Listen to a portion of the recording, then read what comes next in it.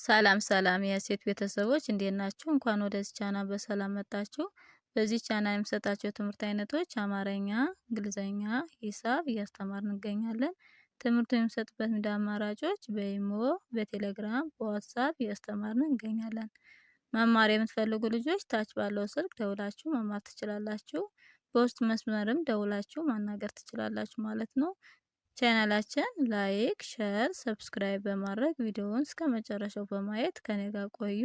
ዛሬ ይዤላችሁ የመጣው አማርኛ አረፍተ ነገር ምስረታ ቃላቶችን እንዴት ወደ አረፍተ ነገር እንመሰርታቸዋለን በሚለው እንማራለን ማለት ነው። እስክሪብቶና ደብተር በመያዝ ከኔ ጋር ተከታተሉ።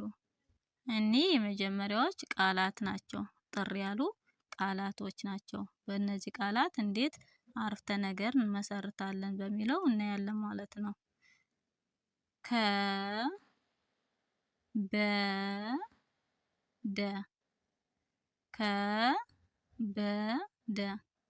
ከበደ ይላል ማለት ነው። እንግዲህ ከበደ በሚለው አረፍተ ነገር ስንመሰርት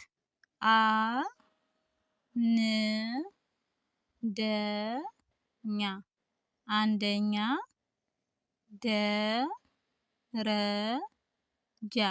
ደረጃ ወጣ ከበደ አንደኛ ደረጃ ወጣ ይላል ማለት ነው። አንደኛ ደረጃ ወጣ። ቀጣያችን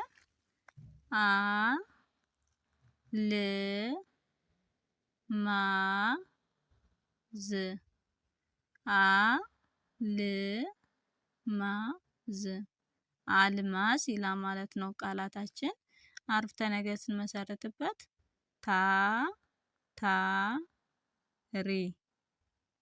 ታታሪ ልጅ ናት አልማዝ ታታሪ ልጅ ናት ይላል ማለት ነው። ቀጣያችን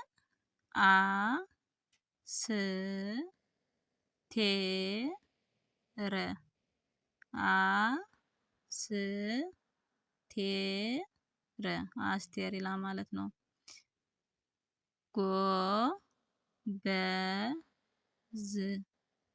ጎበዝ ተማሪ ናት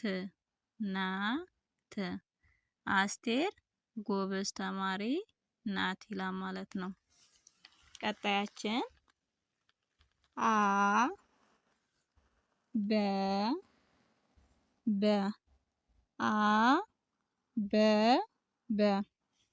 ሰው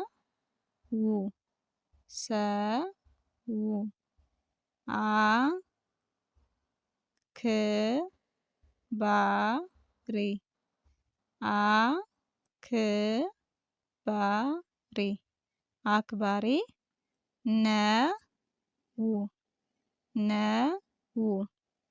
አበበ ሰው አክባሪ ነው ይላል ማለት ነው። አረፍተ ነገር ስንመሰርትበት አበበ ሰው አክባሪ ነው ይላል ማለት ነው።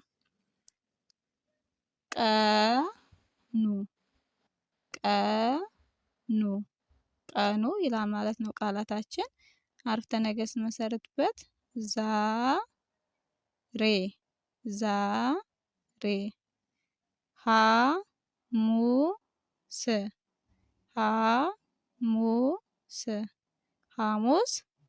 ነው። ቀኑ ዛሬ ሐሙስ ነው ይላል ማለት ነው። አረፍተ ነገር ስንመሰርትበት ዛሬ ደስተኛ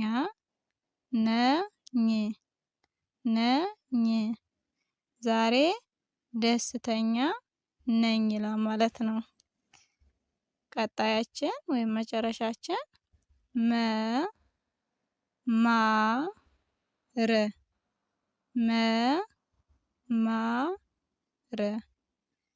መማር ይላል ማለት ነው። ው ቀ ታ ማ ው ቀ ታ ማ እውቀታማ ያ ደ ር ጋ ል ያደርጋል ያደርጋል ይላል ማለት ነው። መማር እውቀታማ ያደርጋል ይላል ማለት ነው። የዛሬ ትምህርታችን የአማርኛ አረፍተ ነገር ምስረታ ከዚህ ላይ እናቁም። ቀጣይ እስከምንገናኝ በያላችሁበት ሰላማችሁ ይብዛልኝ።